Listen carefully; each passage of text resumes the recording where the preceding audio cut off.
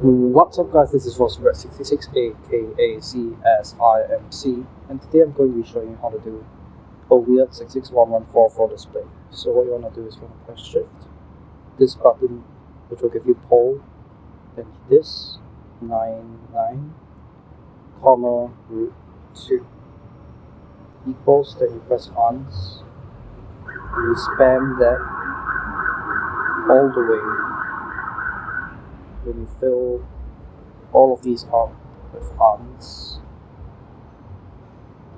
until the second last one, and you put divide before the uns plus delete equals AC up and left. Next, what you want to do is you want to remove both of the dots and replace this 47 with a 38. After that, you type in 338822 8 times, and then next you want to type in 661144 until the end.